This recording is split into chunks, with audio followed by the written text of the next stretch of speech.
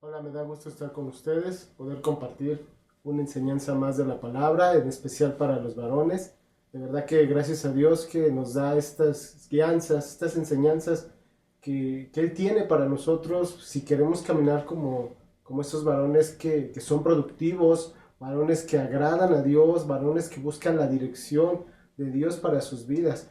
Porque hoy lo que vivimos son situaciones totalmente diferentes, ¿no? Situaciones donde el varón quiere vivir independiente, quiere vivir alejado de Dios, o quiere vivir una vida sin un orden, sin ser productivos en este mundo. Y gracias a Dios por su palabra, que nos permite reflexionar, que nos permite escudriñar lo que Dios quiere para nosotros, como esos varones, unos varones de verdad fieles a Dios. Hemos venido hablando acerca de ese fruto del Espíritu, que debemos entender que es la dirección que recibimos de parte de Dios a través de su Espíritu.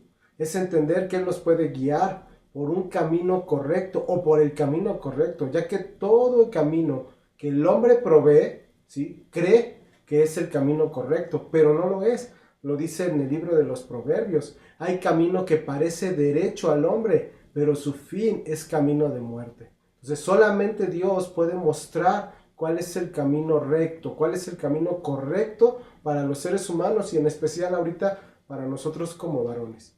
El Espíritu Santo es el que nos va a guiar, es el que nos va a mostrar ese camino y nos va a guiar a través de ese camino.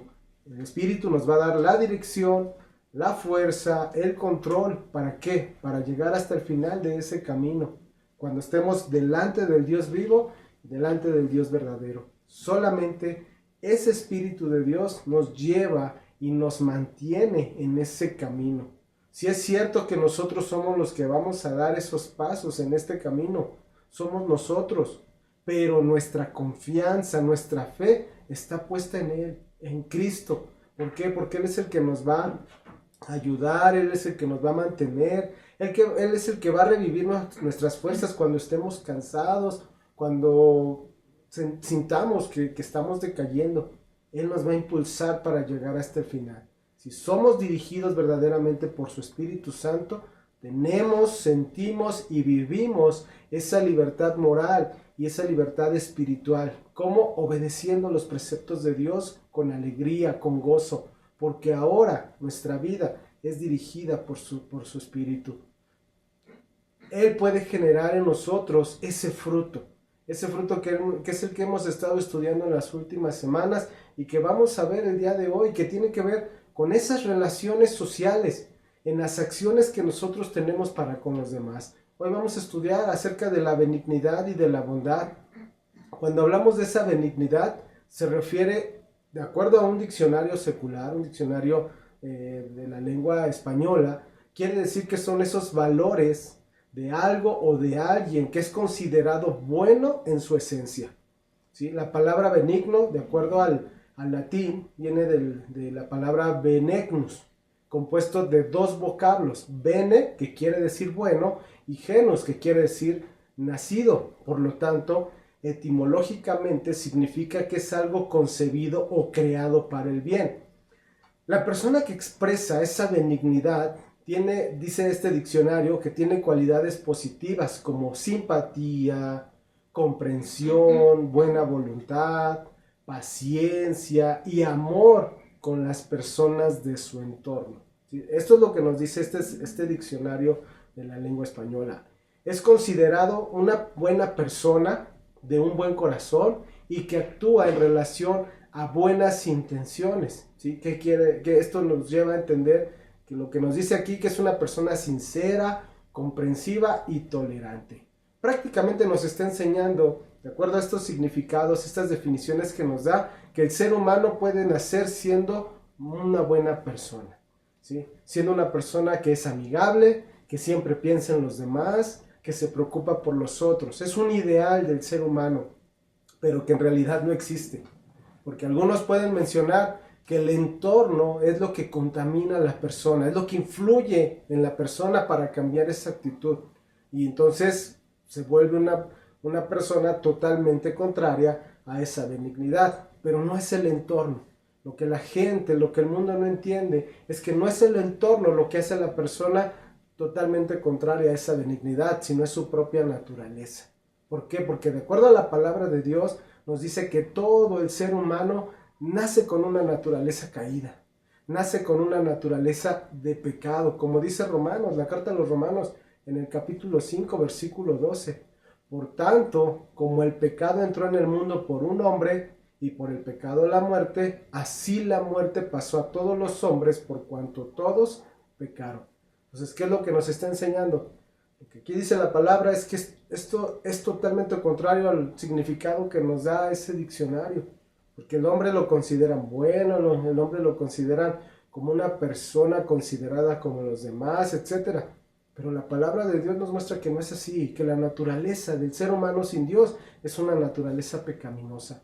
Esa naturaleza del hombre sin Dios es cometer pecado. Romanos capítulo 3, versículos 10 al 12, que dice, como está escrito, no hay justo ni aun uno, no hay quien entienda, no hay quien busque a Dios, todos se desviaron, a una se hicieron inútiles, no hay quien haga lo bueno, no hay ni siquiera uno. Si te das cuenta, lo que nos está enseñando aquí las escrituras es totalmente lo contrario a lo que vimos en el significado de esa palabra benevolencia, ¿sí? O benignidad que nos enseña el diccionario de la lengua española.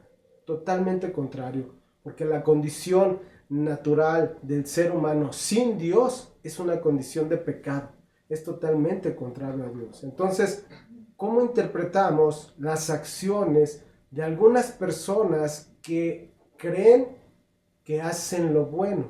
Pues al final buscan o piensan que por haber hecho eso que dicen que fue bueno, sirvió para calmar sus culpas tal vez, o simplemente calmar sus malos actos que cometieron antes, que los vean como buenas personas o que busquen algún reconocimiento. Eso es esa benignidad en las personas del mundo.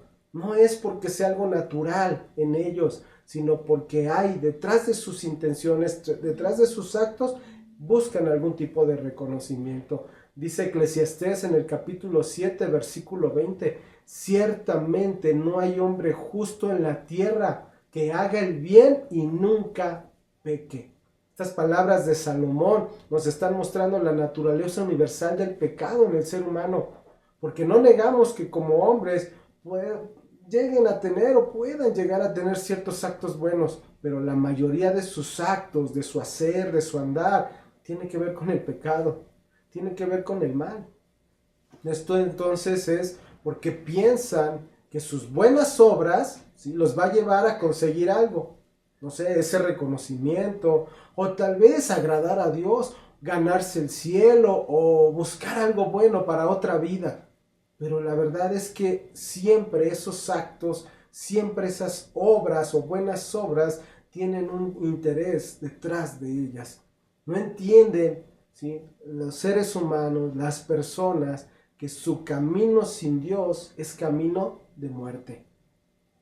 Por esta razón, solamente Dios puede cambiar esta situación de creer que con buenas obras el hombre puede ganar el cielo. Eso es lo que cree el ser humano.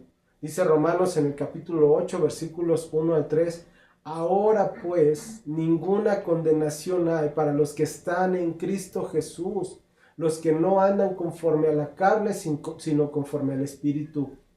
Porque la ley del Espíritu de vida en Cristo Jesús me ha librado de la ley del pecado y de la muerte.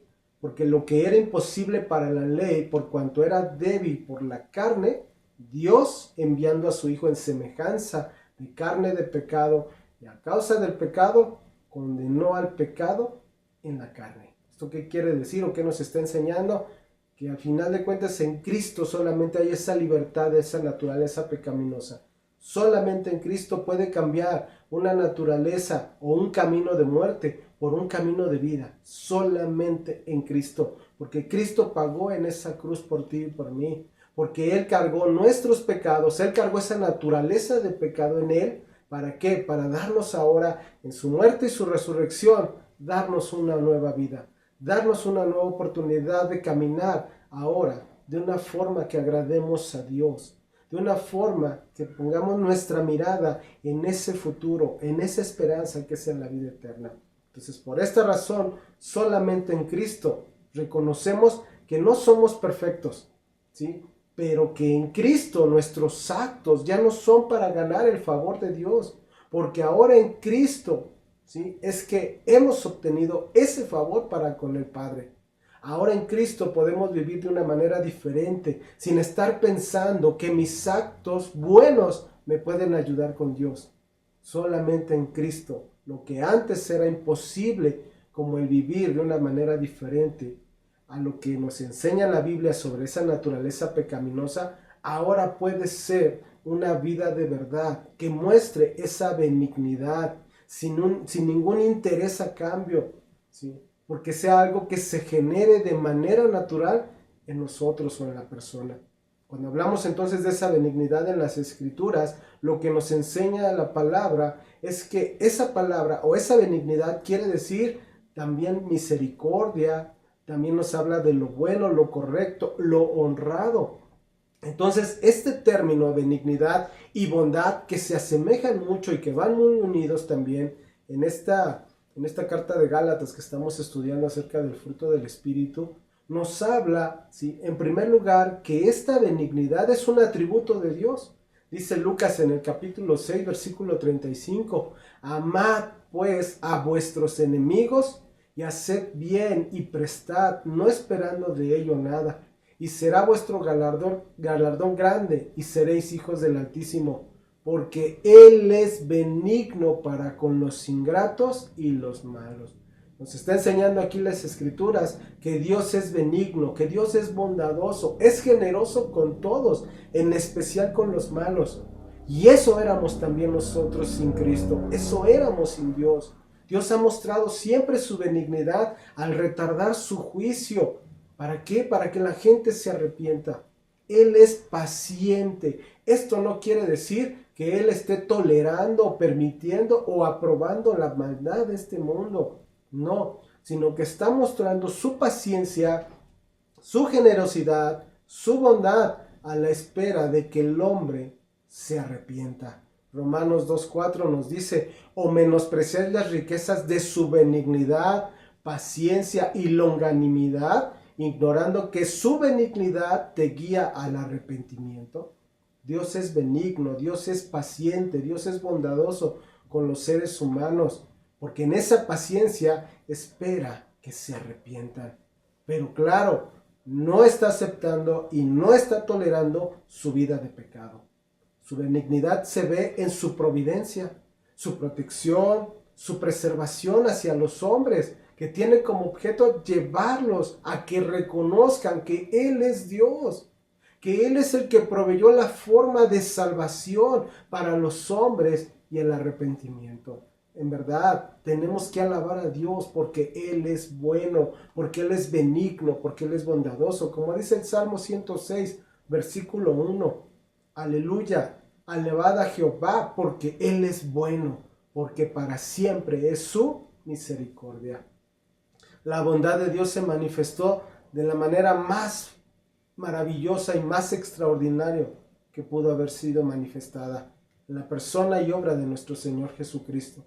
Efesios capítulo 2, versículo 7 dice, para mostrar en los siglos venideros las abundantes riquezas de su gracia en su bondad para con nosotros en Cristo Jesús. O en Tito capítulo 3, versículos 4 al 7, pero cuando se manifestó la bondad de Dios nuestro Salvador y su amor para con los hombres, nos salvó, no por obras de justicia que nosotros hubiéramos hecho, no porque éramos buenos, sino por su misericordia, por el lavamiento de la regeneración y por la renovación en el Espíritu Santo, el cual derramó en nosotros abundantemente por Jesucristo nuestro Salvador, para que justificados por su gracia viniésemos a ser herederos conforme a la esperanza de la vida eterna.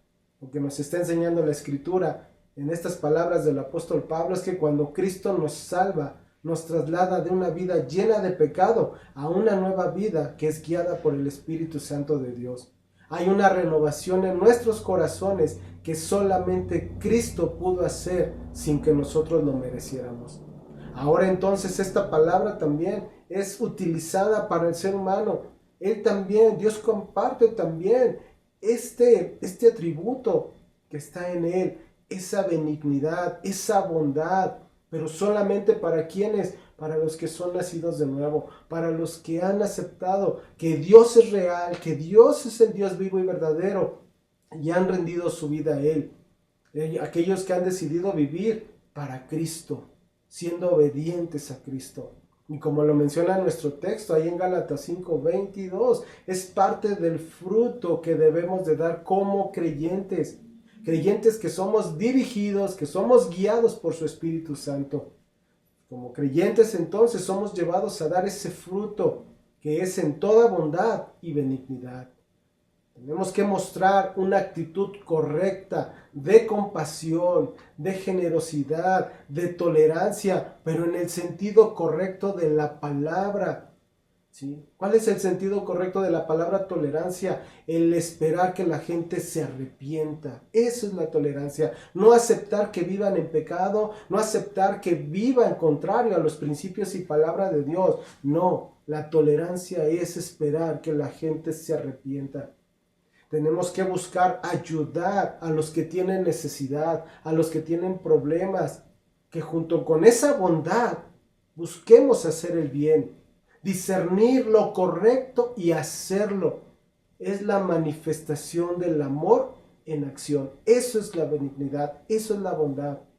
Aun cuando las otras personas hayan actuado de forma incorrecta o hayan sido malas contigo, el que tú seas dirigido por el Espíritu Santo de Dios te lleva a responder, no de la misma manera que ellos actuaron contra ti, sino de una manera diferente.